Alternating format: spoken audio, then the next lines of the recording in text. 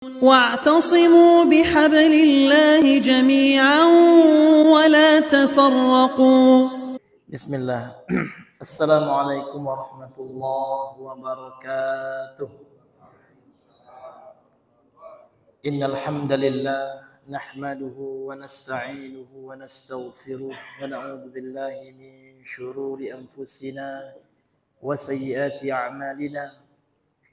من يهده الله فلا مضل له ومن يضلل فلا هادي له. أشهد أن لا إله إلا الله وحده لا شريك له وأشهد أن محمدا عبده ورسوله. اللهم صل وسلم وبارك وزد وأنعم على نبينا محمد وعلى آله وأصحابه وسلم تسليما كثيرا. قال الله تعالى في القرآن الكريم: يا أيها الذين آمنوا اتقوا الله حق تقاته ولا تموتن إلا وأنتم مسلمون. أما بعد، فإن أصدق الحديث كتاب الله وخير الهدى هدى محمد صلى الله عليه وسلم وشر الأمور محدثاتها وكل محدثة بدعة وكل بدعة ضلالة وكل ضلالة في النار. Nas'alullah as-salamata wal afiyah. Ma'asyiral muslimin, ikhwani wa akhwati fid din, rahimani wa rahimakumullah.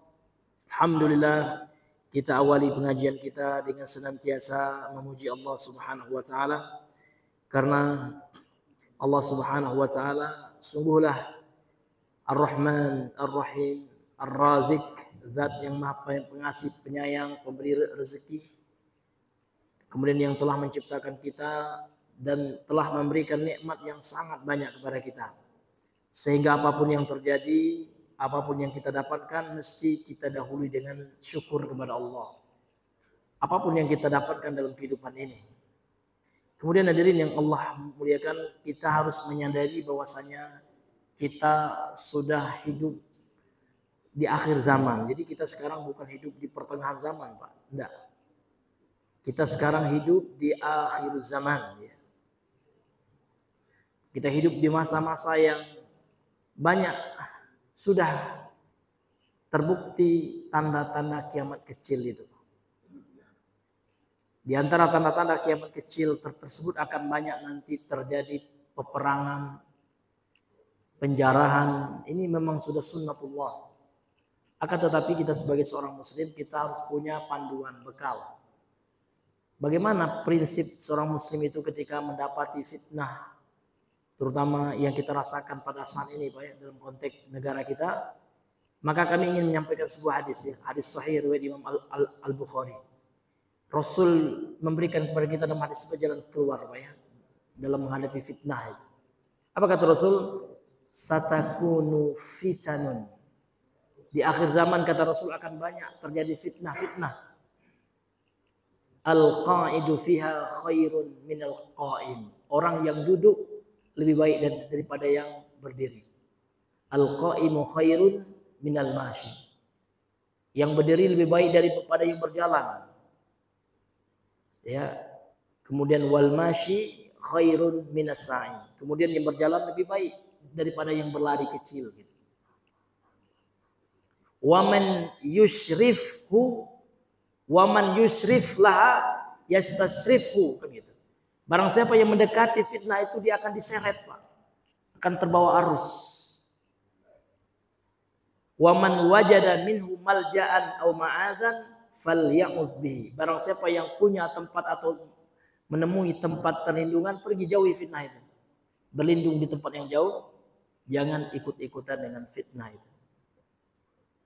Karena kalau sama muslim sudah membunuh, Pak, ya, sudah mengambil harta orang lain, merampas, menghalalkan, na'udzubillah, ini luar biasa, ini hitungannya ke akhirat, ya. Maka untuk itu kita jaga diri kita. Allah mengatakan ku anfusakum wa ahlikum nara. Jaga diri kita, keluarga kita. Kalau ada anak kita yang kuliah, bilang jangan ikut-ikutan, gitu ya. Ya, ikut-ikutan tawuran, ikut-ikutan hal yang tidak dibenarkan secara agama. Norma mana saja, Pak, menghancurkan gitu kan. Kita ada adab. Kita bukan hidup di rimba belantara, ya kan? Kita manusia punya etika, punya tata krama gitu kan. Apalagi kita mayoritas muslim. Malu kita sebagai muslim melihat seperti itu ya. Kabarnya sudah sampai di mana-mana, subhanallah, malu kita Pak ya. Ya kok negara muslim kok seperti itu, caranya kan ada, emang nggak ada cara yang lain kan gitu kan. Ya, emang Belanda itu orang itu kan. Emang polisi yang jaga-jaga itu sama kayak Belanda yang harus, ini hadirin yang dimuliakan oleh Allah Subhanahu wa taala. Ini sesama Islam, sesama anak bangsa juga mungkin ada cara yang lebih baik, Pak. Sering kami sampaikan Pak ya, kisah Nabi Musa dan Nabi Harun itu dalam surah Hud ya.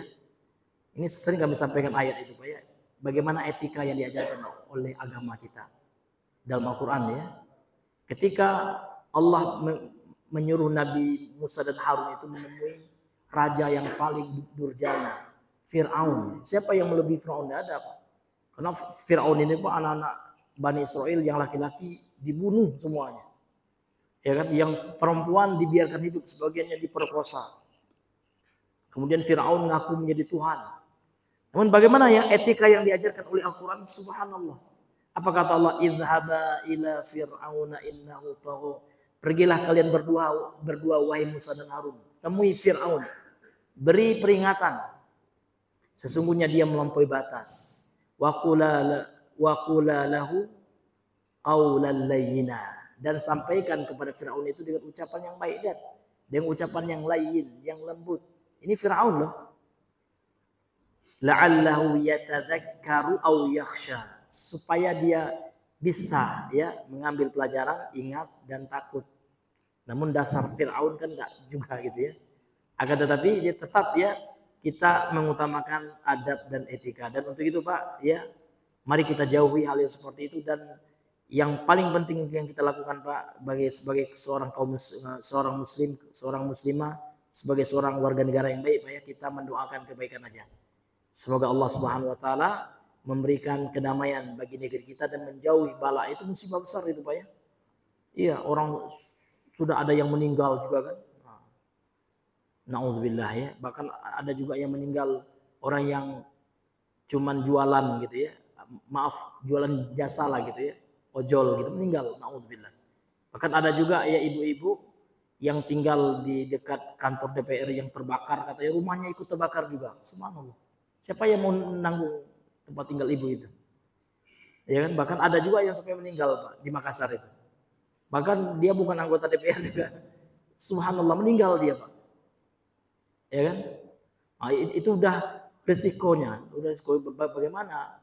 Ya kan? Enggak bisa, nyawa itu enggak bisa dipermainkan, yang enggak bisa dianggap seperti nyawa ayam, nyawa manusia Pak ya. Hitung-hitungannya berat Pak di hari kiamat. Karena orang yang menyebabkan kematian satu orang itu Pak, satu manusia itu dalam Al-Quran dikatakan dia umpama telah membunuh manusia semuanya. Itu dosanya, bahaya. Nah, maka Islam itu Pak sangat mengecam tindakan kekerasan. Anarkis, radikalisme, ya kan? Terorisme itulah sudah teror gitu kan. Ini hadirin yang dimuliakan oleh Allah, mudah-mudahan Allah berikan yang terbaik ya kan kepada negeri kita ini, hadirin yang dimuliakan oleh Allah SWT. Kita masih alhamdulillah Pak ya tinggal di Indonesia ini. Indonesia ini tidak sediktator Korea Utara. Sempat di Korea Utara kita mati kita gitu kan. Masih alhamdulillah gitu. Karena umat Islam itu Pak rahmat. Enggak ada umat Islam itu menyebabkan kehancuran, kebisingan, kebakaran, enggak. Islam itu diturunkan rahmatan, rahmat. Lihat Nabi Pak ya, Nabi mau dibunuh. Ya kan? Nabi tidak membalas. 13 tahun Nabi di kota Makkah, Pak. Nabi diintimidasi, Nabi dicaci, dihina. Ya kan? Diusir. Subhanallah, dituduh gila, penyair. Ya kan? Bahkan Nabi mendoakan kaumnya. Seperti orang Taif yang melempari beliau sampai berdarah-darah gitu. Tidak ada Nabi balaskan seperti itu. Itulah akhlak Islam yang sekarang itu Pak kita miris sekali Pak ya. Yang itu sudah mulai ya hilang. Seolah-olah tidak ada solusi lain Pak ya. Padahal ya mengingkari kemungkaran dengan kemungkaran itu mungkar. Ini hadirin yang dimuliakan oleh Allah. Maka kita inginkan damai Pak ya. Kita ingin damai, kita ingin rukun kan gitu Pak ya. Itu yang kita inginkan, damai kita ya kan. Kalau seandainya ada yang korupsi, serahkan kepada penegak hukum, gitu kan? Nah, ini hadirin yang, oh ini penegak hukumnya kan nggak bisa gini. Iya, dia nanti di akhirat ini mempertanggungjawabkan.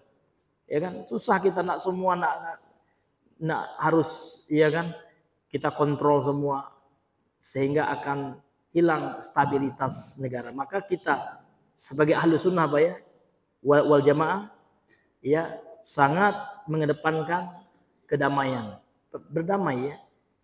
Itu hadirin yang dimuliakan oleh Allah. Dan kita mengecam keras tindakan anarkis dari siapa saja, dari golongan mana saja, yang namanya tindakan kekerasan Pak itu tidak dibenarkan dalam sudut pandang manapun. Dalam sudut pandang agama tentu tidak ada, ya, tidak dibenarkan itu. Terutama dalam sudut pandang Islam dan dalam manhaj salaf, ya, bahkan dalam manhaj salaf itu Pak, fatwa ulama salaf kontemporer semuanya sepakat.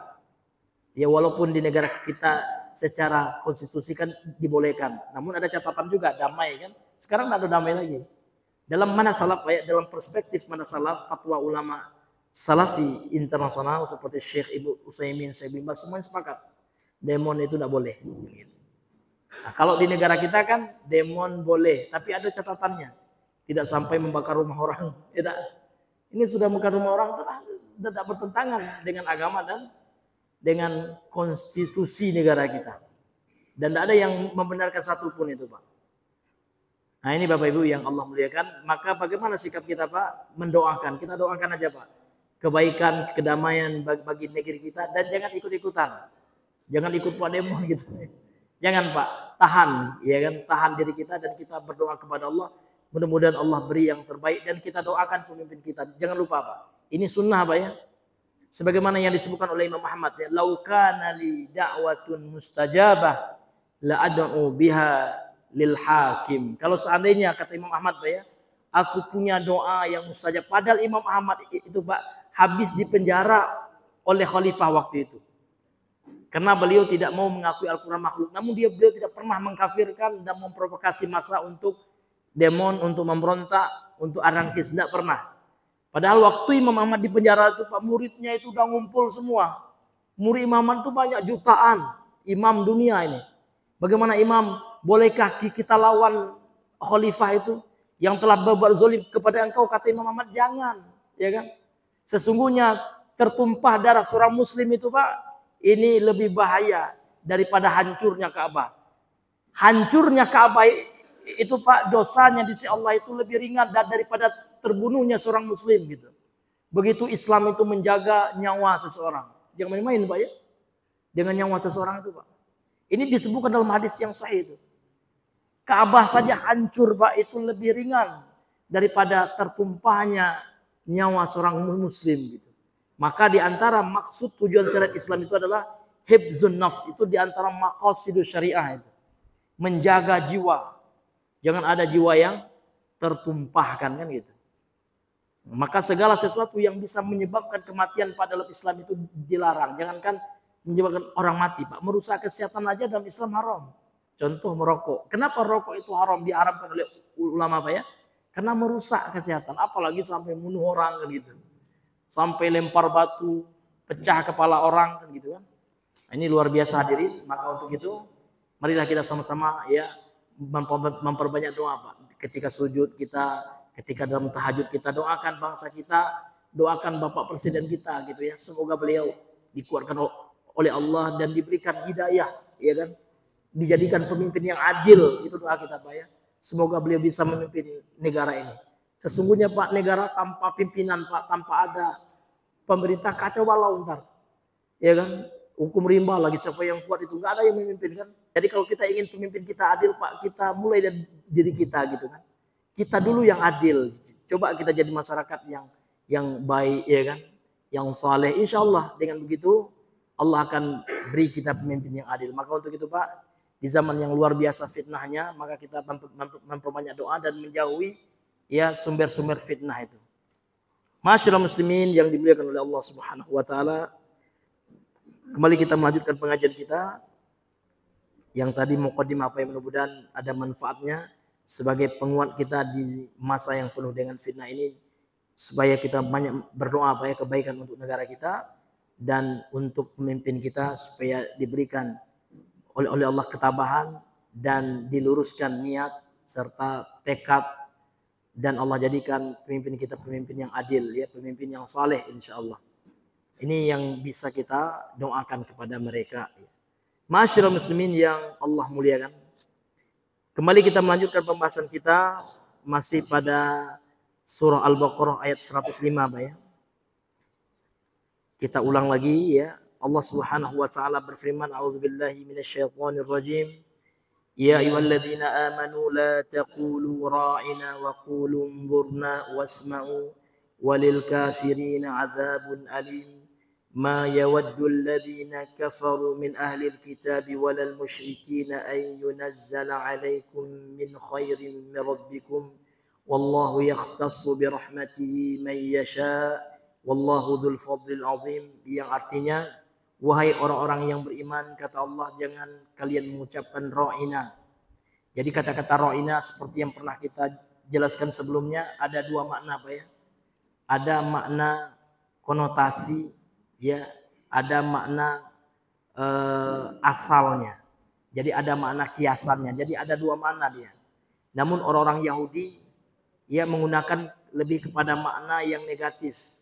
Karena ada dua makna ro'ina itu, Pak, bisa maknanya dengarkanlah kami gitu. Bisa juga maknanya, ya, mengejek lawan bicara dengan kebodohan.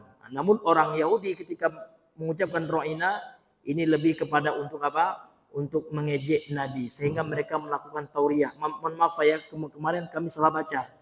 Ya, ini kami klarifikasi, kami ralat, ya. Kami baca Taurah. Ini, ya, enggak kelihatan ya-nya, ya. Namun ini adalah tauriyah. Tauriyah itu, Pak, adalah bentuk tipu daya. Ya, dia seolah mengucapkan suatu kalimat yang betul maknanya secara makna, namun dia maksudkan untuk, ya, tujuan negatif. Jadi mereka melakukan tauriyah seperti itu.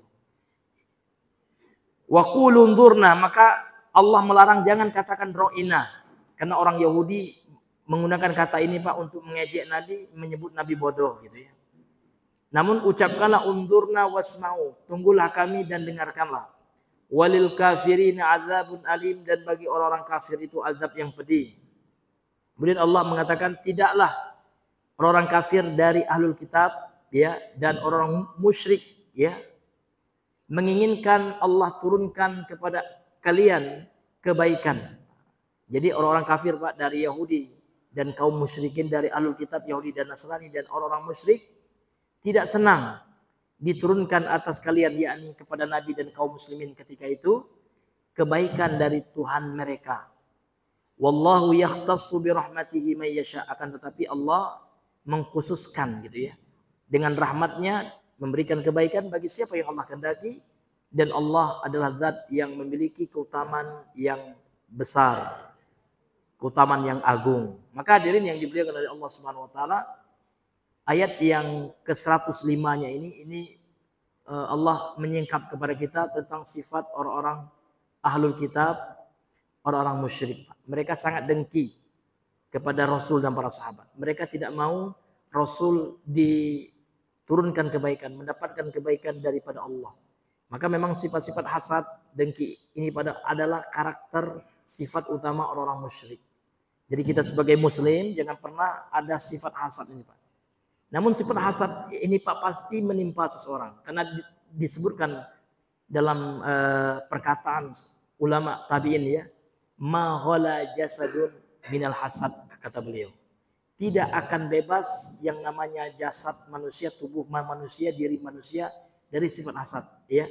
Jadi sifat hasad itu akan selalu dihembuskan oleh syaitan kepada kita. Namun orang yang selamat, Pak, orang yang mampu untuk melawannya. Jadi Pak, kalau ada bisikan, ya kan, nampak teman kita, ya, baru beli mobil, ya, di mana pula dia dapat mobil? Itu kan udah hasad itu kan. Karena hasad itu apa maknanya, Pak? Kita tidak senang dengan nikmat yang Allah berikan kepada orang lain dan kita ingin nikmat itu hilang atau pindah sama kita, itu hasad. Hasad itu dengki, irilah kalau bahasa kita, Pak, ya. Nah, kita tidak senang dengan nikmat yang Allah berikan kepada seseorang dan kita ingin nikmat itu hilang atau pindah sama kita gitu. Kalau ada rasa seperti itu, Pak, was-was seperti itu, langsung kita na'udzubillah. Langsung kita counter gitu, ya. Pasti dari setan itu. langsung kita berlindung kepada Allah. A'udzubillahi minasyaitonirrajim. Istighfar kita, astaghfirullah gitu. Ya kan, kemudian kita katakan alhamdulillah ya, dapat juga beli mobil Bapak itu, yang mudah-mudahan ada manfaatnya dan berkah, memudahkan kehidupan Bapak. Seperti itu Pak ya. Kita ucapkan alhamdulillah dan kita senang. Kalau kita senang melihat orang-orang senang, dapat pahala kita Pak. Iya. Tapi kalau kita susah melihat orang senang, nah itu yang asal itu. SMS istilahnya Pak ya. Susah melihat orang senang. Tapi kalau orang susah, senang kali kita. Jadi kalau kita lihat ada kebakaran kemarin itu senang kita, bahaya Pak. Harus prihatin kita. Ya Allah, ya kan. Nauzubillah, ya kan. Berapa duit negara yang ini? Duit negara kan dari masyarakat juga. Ya kan? Itu kan sama juga menyia-nyiakan harta, mubazir, ya Pak ya. Apa yang dibakar, Pak ya? Nanti ujung-ujungnya dibuat lagi, ya berapa lagi tersia-siakan anggaran, kan seperti itu. Nah, ini hadirin yang Allah muliakan. Dan kita berdoa juga Pak ya. Mudah-mudahan ya pemimpin kita itu, orang yang Allah berikan amanah itu Pak, ya, takut kepada Allah itu. Makanya dakwah Ahlussunnah ini Pak, menanamkan tauhid yang pertama. Supaya orang itu ada rasa takut kepada Allah. Kalau orang takut sama Allah, insya Allah Pak, ya kan, dia tidak akan mau makan uang ya orang lain itu. Itu kalau orang yang takut betul kepada Allah. Mengerikan Pak ya, fitnah itu ya, fitnah harta ya. Fitnah harta, orang dengan harta ini Pak tidak melihat lagi dari mana dia dapatkan dan untuk apa dia keluarkan. Itu akan ditanya kelak oleh Allah. Sumbernya apakah halal dan diperuntukkan untuk yang halal atau yang haram kan gitu. Nah, ini hadirin yang Allah muliakan. Maka kita banyak doa aja Pak ya. Ya, jangan pula kita selalu mencari kesalahan-kesalahan juga Pak ya. Kita juga banyak salah, namun kita wajib menasihati. Namun menasihati dalam Islam itu enggak boleh dengan marah-marah gitu ya. Dengan carut-marut, dengan memaki, bahkan dengan tindakan ada nasihat seperti itu. Nasihat itu dengan tulus sih Pak ya. Nah, kalau nasihat kita didengar alhamdulillah. Tapi kalau kita sudah nasihati tidak didengar, tidak diindahkan, sudah kita sudah menjalankan kewajiban kita. Nanti di akhirat semuanya akan dipertanggungjawabkan di sisi Allah Subhanahu wa taala. Tidak ada yang terlewatkan kelak, enggak ada yang di-skip oleh Allah Pak. Apapun yang kita lakukan di dunia ini semuanya akan dipertanggungjawabkan. Semuanya Pak, mulai yang kecil, yang besar, ya semuanya. Mulai pandangan mata kita, bahkan alat tubuh kita ini, anggota tubuh kita, tangan kita ngomong. Ya, kulit kita pun nanti berbicara, menjadi saksi. Pernah nggak kulit kita gunakan untuk berwudu, ya kan? Kita gunakan untuk mendekatkan diri kepada Allah atau untuk maksiat. Semuanya akan kita pertanggungjawabkan di sisi Allah Subhanahu wa taala. Ma'asyiral muslimin yang Allah muliakan. Ini pembahasan kita yang sebelumnya, sekarang kita lanjutkan ya. Qala Ibnu Katsir, berkata Imam Ibnu Katsir rahimahullah, wa rawa Abu Dawud, dan telah meriwayatkan Imam Abu Daud dalam sunannya. Dalam Sunan Abu Daud gitu. Jadi Imam Ibnu Katsir membawakan hadis riwayat Imam Abu Daud ya. Bahwasanya Rasulullah bersabda, "Man tashabbaha biqaumin fahuwa minhum." Barang siapa yang bertasyabbuh itu artinya Pak mencontoh gitu ya. Menyerupai, mengikuti juga termasuk suatu kaum, maka dia akan digolongkan di hari kiamat oleh Allah kepada kaum yang dia tiru tersebut. Jadi kalau seandainya kaum yang kita tiru Pak adalah kaum yang Allah ridhoi. Sekarang pertanyaan saya, siapa kaum yang telah mendapatkan ridho Allah Pak? Sudah ada dalilnya, sudah ada rekomendasi langsung dari Allah dalam Al-Quran atau Sunnah. Siapa Pak? Para sahabat. Subhanallah. Jadi sahabat ini Pak kaum yang telah diridhoi oleh Allah. Kok gitu Pak Ustadz? Iya, Allah yang sendiri yang ngomong Pak ya, yang berfirman. Sebagaimana dalilnya surah apa Bang? Ya, Masya Allah. Atau ayat 100. Masya Allah. Ini lupa pula bawa hadiah nih Pak. Ya, ini Pak patut dikasih hadiah itu ya. Sebagai apresiasi kita itu ya. Nah, ini lupa pula bawanya Pak. Insya Allah ya, lain-lain kali kita bawa nih buku-buku kecil ya Pak ya. Untuk menyemangati kita. Memberi hadiah itu bagus Pak. Ini sunnah Pak. Karena berdasarkan hadis Nabi, dalam hadis yang sahih Nabi mengatakan apa? Tahadu tahabu. Hendaknya kalian saling memberi hadiah, maka kalian akan ya saling mencintai, Pak. Iya, orang itu suka, Pak, kalau kita kasih hadiah itu. Makanya, Pak, kalau ada orang yang mungkin belum kenal dengan dakwah kita gitu ya, lihat penampilan kita kok lain kali, bapak-bapak di berjenggotnya nih kan. Nah, ini 11-12 enggak dengan ini saya itu ya. Iya, di Gambe saya kan ada juga gitu ya. Artinya orang yang belum kenal dakwah sunnah, Pak. Nah, maka di antara metodenya adalah taklif. Taklif itu apa, Pak? Mengambil hati. Karena itu dicontohkan oleh Nabi, Pak. Nabi itu ngasih hadiah nggak tanggung-tanggung. 1 lembah kambing, ya. Jadi kalau lembah di Arab itu, Pak, ya luas gitu ya. Jadi Nabi pernah punya kambing 1 lembah. Dikasihkan hadiah kepada Arab Badui, Arab pedalaman gitu ya. Senang sekali Arab Badui itu, Pak. Diambilnya semuanya. Pas sampai di kampungnya, Pak, dikatakan, masuklah kalian semua, wahai saudaraku, ke dalam agama Islam. Sesungguhnya ada seorang nabi yang suka memberi dan tak takut miskin, katanya. Ini luar biasa, Pak. Kalau Nabi memberi itu, Pak, luar biasa. Nggak bisa kita mendapatinya kan. Iya. Ini hadirin yang dimuliakan oleh Allah Subhanahu wa taala. Maka di antara amalan, Pak, yang bisa mengantarkan kita ke dalam surganya Allah itu saling memberi, terutama juga neraktir makan. Ini sering juga ya Pak, saya sampaikan hadis, Pak, ya, tentang keutamaan mentraktir teman. Iya. Apa kata Nabi sallallahu alaihi wasallam dalam hadis yang sahih, Pak, ya? Afsis salam, kata beliau. Berikanlah salam. Iya. Jadi kita sama umat Islam, Pak, itu harus, Pak, ya, sunnah hukumnya memulai salam. Orang yang diberi salam jangan diam aja, Pak. Dan wajib baginya untuk menjawabnya. Jadi kalau yang memberikan salam itu sunnah, yang menjawab itu hukumnya, Pak, wajib. Makanya Nabi mengatakan afsis salam, ya.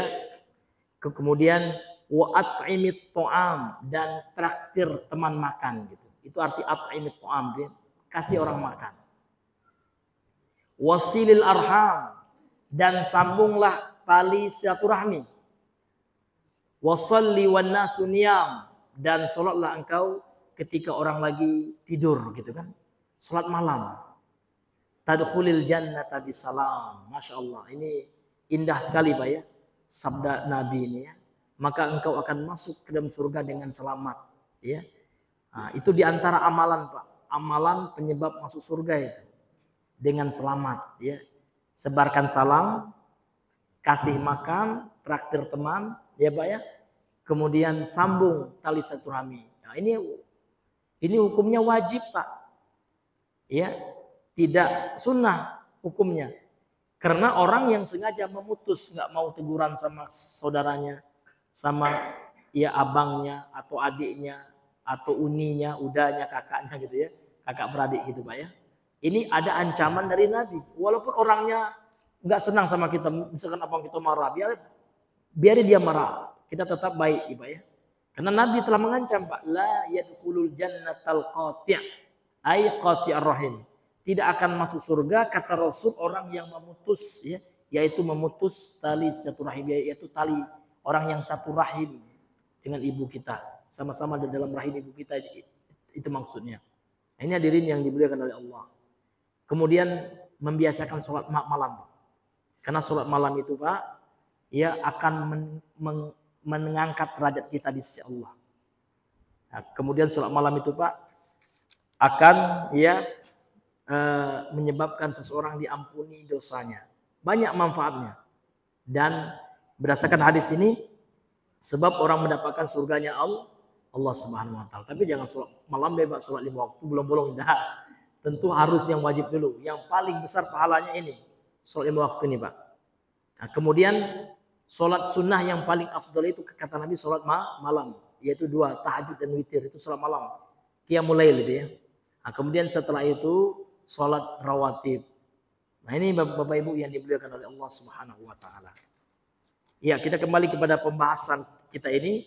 Kata Imam Ibnu Katsir di sini, beliau mengatakan fa fihi dalalatun, di dalam ya ayat ini atau di dalam hadis ini, Pak, ya, terdapat dalil ala nahyi syadidi wa tahdid wal wa'id ala tashabbuh bil kufar, ya.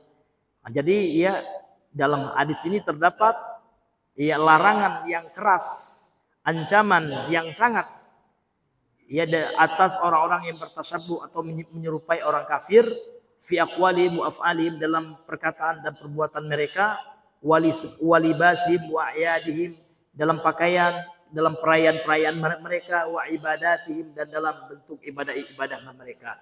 Jadi Pak, kita tidak boleh meniru orang kafir itu dalam ucapan-ucapan mereka yang menyelisih agama kita. Contoh Pak, ucapannya adalah mengucapkan selamat Natal Pak, tidak boleh Pak. Iya, karena selamat Natal itu maknanya apa gitu kan? Tentu maknanya adalah selamat lahir. Siapa? Tuhan Yesus kata mereka, karena mereka meyakini Yesus bukan nabi, kalau kita nabi. Berarti kalau kita ucapkan juga Pak, berarti kita telah menyerupai mereka dalam hal-hal yang menyelisih agama kita dan merusak akidah. Ini hadirin yang dimuliakan oleh Allah Subhanahu wa taala. Kemudian dalam perbuatan Pak, ya kan? Perbuatan yang syirik dan haram.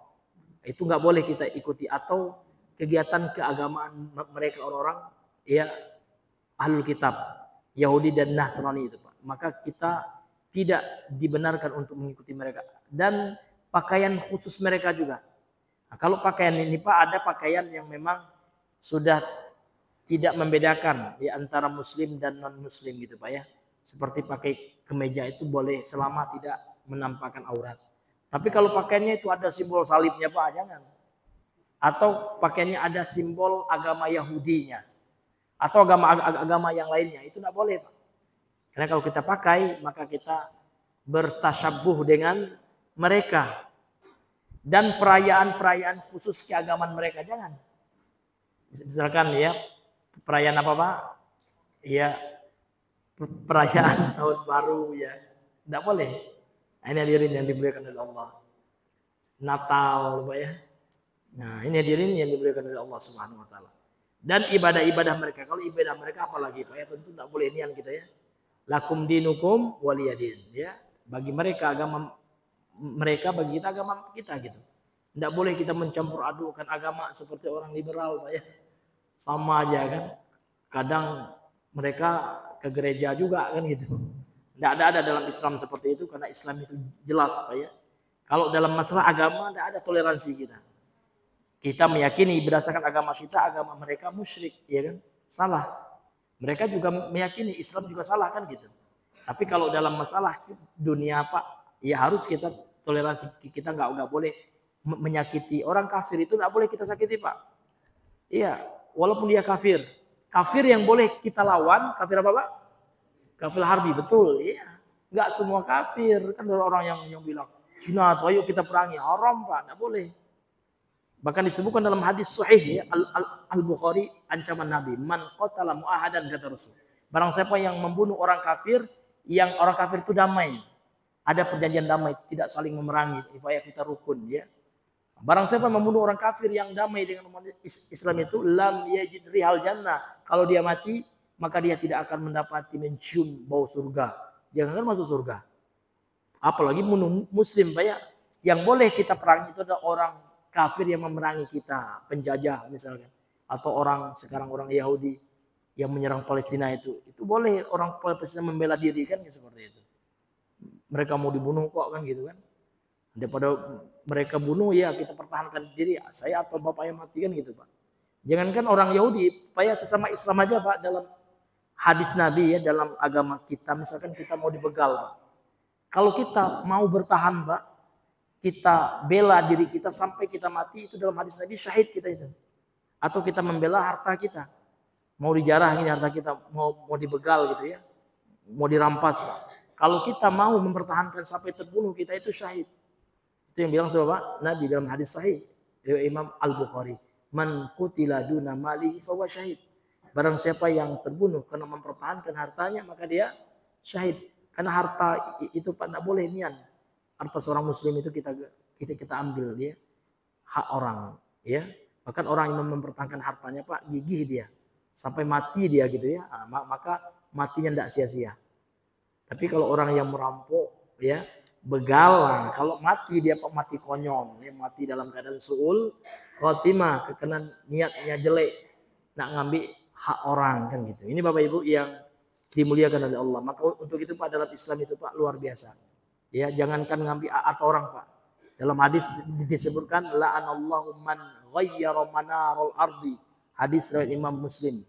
Allah itu melaknat orang yang suka curang Pak. Dia rubah patok tanah. Ada seperti itu Pak ya. Apalagi kita punya kebun Pak ya. Nah, orang yang rakus dunia itu Pak, sejengkal pun senang juga dia. Masya Allah, cuma sejengkal padahal dirubahnya juga patoknya. Tapi kalau dia tahu agama Pak ya, takut dia kepada Allah, tidak berani dia melakukannya. Lebih baik Pak ya, kita yang kurang tanah kita daripada kita ngambil tanah orang. Itu prinsip Islam seperti itu. Ini ma'asyiral muslimin yang Allah muliakan. Kemudian kata beliau, wa ghairi dzalika min umurihim allatina lam tusyra' lana wa lam nuqarr ya wa lam nuqarr 'alaiha, dan yang lainnya dari perkara-perkara mereka yang tidak disyariatkan bagi kita, maksudnya yang bertentangan dengan syariat kita, enggak boleh kita ikuti. Jadi setiap syariat ya dari agama-agama lain yang bertentangan dengan syariat Islam maka enggak boleh kita ikuti. Ya. Dan yang tidak ditetapkan atasnya untuk agama kita. Sekarang beliau masuk kepada pendapat ya atau tafsir daripada para sahabat. Kemudian Imam Ibnu Katsir mengatakan wa ani bin Abbas, dari Ibnu Abbas ya, beliau menjelaskan makna ra'ina. Jadi kan dalam ayat ini dalam surah Al-Baqarah ayat 104 ini Allah melarang umat Islam, orang-orang yang beriman, untuk mengikuti ra'ina. Apa itu ra'ina? Ai maksudnya kata Ibnu Abbas, ra'ina ai ya ari'na sam'aka. Ya, perdengarkan kepada kami gitu ya. Dengarkan apa yang akan kami sampaikan juga. Wa anhu aidan qala, kemudian dari Ibnu Abbas juga dia berkata tentang makna la taqulu ra'ina ini. Qala, Ibnu Abbas berkata, kanu yaquluna lin nabi, dahulu orang-orang Yahudi Pak ya, berkata kepada Nabi sallallahu alaihi wasallam, ari'na sam'aka, perdengarkan ya kepada kami wahai Muhammad ya pendengaranmu ya. Wa inna ma ra'ina ya ka qaulika a'tina ya. Jadi maknanya itu Pak, mendengar ya. Makna yang awalnya itu adalah mendengar. Namun yang mereka maksudkan bukan untuk itu, namun untuk ejekan. Nah, nanti akan kita bacakan ya ulama tafsir yang lainnya. Wa qala Athaun, kemudian Imam Atha berkata, kanat ya lughatan yaquluhal ansor. Dahulu ra'ina itu Pak bahasa atau kalimat yang diucapkan oleh orang Ansor gitu ya. Namun karena kalimat ini ada makna negatifnya dan cenderung orang-orang Yahudi Pak ya menggunakan kalimat ini untuk memaksudkan makna negatifnya gitu. Nah, sehingga di sini dikatakan fanahallahu anha, lantas kemudian Allah melarang ya orang-orang yang beriman dari menggunakan kata-kata ini. Wa qala al-Hasan, kemudian al-Imam Al-Hasan Al-Basri ini Pak ya, ar-ra'inu minal qaul, ar-ra'in itu artinya ya adalah as-sukhriyu minhu, adalah olok-olokan. Jadi termasuk ejekan Pak ya, kalimat untuk mengejek ya ra'ina. Makanya dilarang oleh Allah Subhanahu wa taala. Nahahumullahu an yaskhuru min qauli Muhammadin sallallahu alaihi wasallam. Maka Allah melarang mereka untuk mengolok-olok dari ucapan Nabi sallallahu alaihi wasallam, wa ma yad'uhum ilaihi minal Islam, dan apa yang Nabi menyeru mereka kepadanya dari Islam. Artinya dari dakwah yang Nabi serukan kepada mereka orang-orang Yahudi. Jadi orang Yahudi ini Pak sebenarnya ingin menolak seruan Nabi gitu. Ingin menolak ajakan Nabi kepada Islam, sehingga mereka menggunakan kata-kata yang bisa mengejek Nabi, yang bisa menjatuhkan harga diri Nabi. Jadi kata ra'ina ini Pak maknanya negatif gitu. Sehingga dilarang oleh Allah Subhanahu wa taala, yang telah kita jelaskan ya sebelumnya. Ra'ina itu apa artinya Bang? Yang dimaksudkan orang Yahudi itu apa Bang? Bodoh artinya. Iya. Nah, mereka dengan kata-kata ra'ina ini ingin mengatakan Nabi Muhammad itu bodoh gitu Pak ya. Ingin merendahkan, ingin mengolok-olok Nabi Muhammad. Makanya dilarang Pak ya, dalam ayat-ayat ini Allah mengatakan, ya ayyuhalladzina amanu la taqulu ra'ina. Wahai orang-orang yang beriman, Jangan engkau mengucapkan ro'ina gitu ya.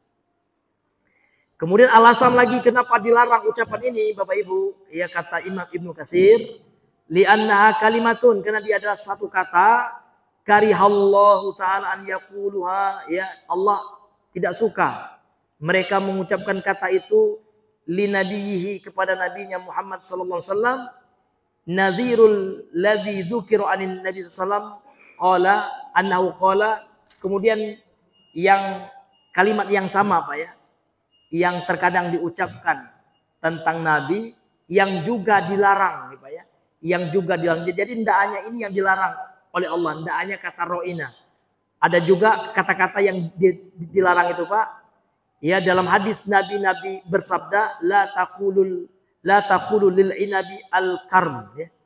Ya jangan engkau mengatakan kepada anggur yang akan dibuat khamar Pak ya, anggur yang sudah difermentasi itu kan, tidak dijadikan khamar itu. Nabi melarang, jangan katakan al-karm, karena al-karm itu Pak secara bahasa bermakna kemuliaan, enggak ada ya sesuatu yang memabukkan itu yang mulia, tidak ada kan gitu. Maka Nabi mengatakan walakin qulu, namun ucapkanlah al-habalah. Al-habalah itu ya jadi nama anggur yang mau menjadi minuman keras seperti khamar itu bahasanya habalah, jangan dikatakan karm. Karena al-karm itu kan asal katanya dari kata karuma. Kirom itu artinya mulia. Enggak ada yang haram itu yang mulia kan gitu. Nah. Kemudian juga ada seseorang Pak ya, orang kebiasaan orang Arab ya kan, itu mengucapkan kepada anaknya itu dengan budakku. Itu juga dilarang oleh Nabi. Wala taqulu abdi, jangan engkau ucapkan kepada anakmu itu adalah budakku, tidak boleh. Nah, kecuali bahasa Jambi Pak ya, karena kalau budak dalam istilah orang Arab itu kan abdun. Abdun itu artinya hamba. Nah, kalau hamba Allah bagus, tapi kalau abdi hambaku budakku ini tidak boleh. Ya, nah, maka ucapkanlah walakin, akan tetapi qulu, ucapkanlah fataya, anakku kan gitu. Nah, ini hadirin yang dimuliakan oleh Allah, wa ma asbahu dzalika, dan yang semisal dengan itu. Jadi ada kata-kata juga yang dilarang untuk diucapkan karena apa Pak? Mengandung makna yang negatif. Ini dari keterangan ini Pak bisa kita ambil suatu faedah Pak ya. Bosnya dalam Islam itu Pak, kata-kata yang negatif itu jangan kita ucapkan gitu. Iya. Kenapa dia dalam Islam itu nggak boleh mengatakan ro'ina gitu? Di antaranya karena itu ada unsur mengejek. Begitu juga kalau kita kan nggak bahasa Arab Pak ya, itu kan bahasa kampung dewe-dewe Pak ya, ada yang bahasa Minang ya. Maka dikiaskan dengan larangan ini Pak, kita juga dilarang untuk mengucapkan ucapan yang ada makna negatifnya. Walaupun setiap daerah itu beda-beda Pak ya. Kalau orang Jawa ya kata carutnya lain ya kan, orang Minang lain lagi, orang Jambi lagi. Artinya dalam Islam tidak boleh itu. Nah, ini hadirin yang dimuliakan oleh Allah. Karena Nabi mengatakan, "Man kana yu'minu billahi wal yaumil akhir falyaqul khairan aw liyasmut." Hadis dari Imam Al-Bukhari. Barang siapa yang beriman kepada Allah dan hari akhir, maka ucapkanlah ucapan yang baik atau diam gitu. Tidak usah bercari Pak, walaupun marah kita. Ini ada adab Islam baik. Kalau kita lagi marah itu istighfar dan berta'awudz. Auzubillah itu Pak. Jangan malah nyebut nama wawaw ya. Ya kan? Atau sumpah serapah itu enggak ada itu. Ini kita udah mengaji nih Pak ya. Orang yang sudah betul belajar Islam itu Pak harus kita amalkan. Ada juga sudah lama mengaji pas lagi marah itu keluar sumpah serapah. Tidak bisa kita membedakan lah ngaji atau belum nih Bapak nih kan. Nah, dari marahnya pun kita bisa lihat Pak, orang yang mengaji atau belum, orang yang betul-betul ya Pak ya sudah belajar Islam, sudah mengamalkan Islam, dengan orang yang belum tersentuh dengan agama. Gitu.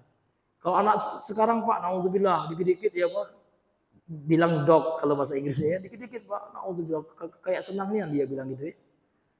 Bahkan ada yang lebih kasar lagi bahasa itu udah bisa tidak boleh. Sebagaimana dalam ayat ini ya, kenapa ro'ina itu tidak boleh? Karena ada unsur negatifnya. Ini hadirin yang dimuliakan oleh Allah. Wallahu taala a'lam bishawab.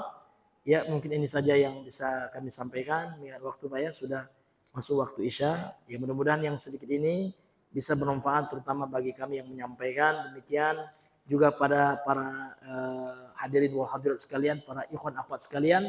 Mudah-mudahan yang sedikit ini bisa bermanfaat dan menambahkan ketakwaan kita kepada Allah Subhanahu wa taala dan menambah ilmu dan pengetahuan kita tentang Islam ini.